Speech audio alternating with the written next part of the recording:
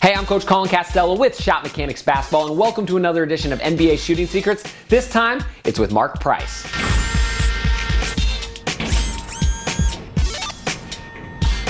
So Mark Price was the original white chocolate. He was really flashy, quick, and had a jumper to match. So today I wanted to break down and give you 3 keys that Mark Price used in his jump shot to hit more shots in actual game situations. So what I want you to do is, as we're going through this breakdown, think about your own jumper and how maybe you can add a few of these tweaks to make your shot even better. All right, so turn those speakers up because we're about to drop a little information on you. Now, the first thing that I noticed about Mark Price is his dynamic footwork. Now, like most great shooters, Mark Price could shoot well out of the 1-2 step as well as the hop. A lot of coaches get caught up in talking about which one's right and all the shooters need to do the exact same thing, but really it just depends on the situation. Sometimes the 1-2 step makes more sense, and sometimes the hop makes more sense. As a shooting coach, I consider your footwork to be a tool, and just like most tools, there's advantages and disadvantages to most of them. That's why as a shooting coach, I try to have all my athletes practice a bunch of different footwork situations, because in an actual game, you never quite know what you're going to be able to get. And so if you can replicate that in your training, it's going to be much easier to hit shots in game. Basketball is an imperfect game, and you never really quite know exactly how it's going to go. So that's why if you can have dynamic footwork, you're going to be a much better shooter and thus a much better scorer. So don't just pick one type of footwork to work on. Instead, work on different situations that you're actually going to get in the game, and I guarantee it'll transfer a lot faster.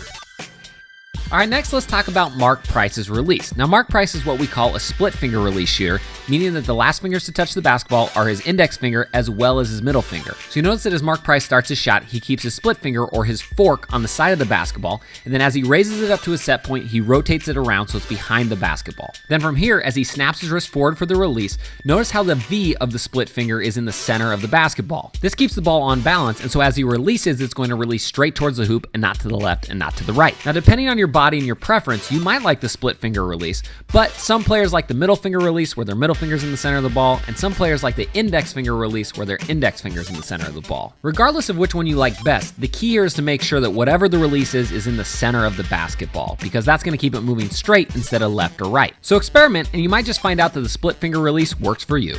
All right, next let's talk about Mark Price's squared stance. Now, I know at Shot Mechanics we talk a lot about shooters having a little bit of a turn to their feet. And this is a great example why not all players are going to want the exact same footwork. And just because most good shooters shoot with a slight turn doesn't mean that you can't be a great shooter with a more squared stance like Mark Price. Now, one thing you will notice is even if Mark Price does start square, a lot of times when he releases the basketball, his right hip starts to rotate a little bit more towards the basket. Now, this is basically just his body naturally trying to help with the momentum of the jumper, and a lot of coaches don't like their players to do this because they consider it moving on the jump shot. But the slight hip and foot rotation is actually something that can help your jumper quite a bit.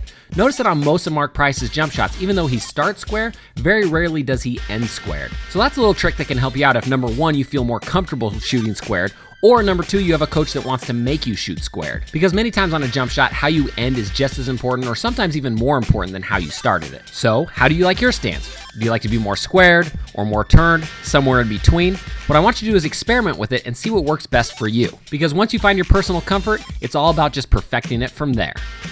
And if this video helped you out, go ahead and show us a little love and hit that like button down below, and then head to the comment section down below that and let me know what sort of move you want to see next. This is a channel for the people, by the people, and I run pretty much everything off a request, so leave it down below and hopefully I can get to it. And if you're new to Shot Mechanics, you're definitely going to want to do 2 things. Number 1, hit that subscription button down below because we put out a ton of videos every week and they're all going to get you better, I guarantee it. The second thing you're going to do is you're going to want to click this button above or the link in the description to get a free copy of my number 1 scoring workout. This is a scoring workout that's probably going to change the way you think about your training, and it's going to help you increase your scoring average probably the very first couple times you use it. That's how powerful it is, and it's free. Again, I'm Coach Colin Castello with Shot Mechanics Basketball. Thanks for watching, and until next time, splash on.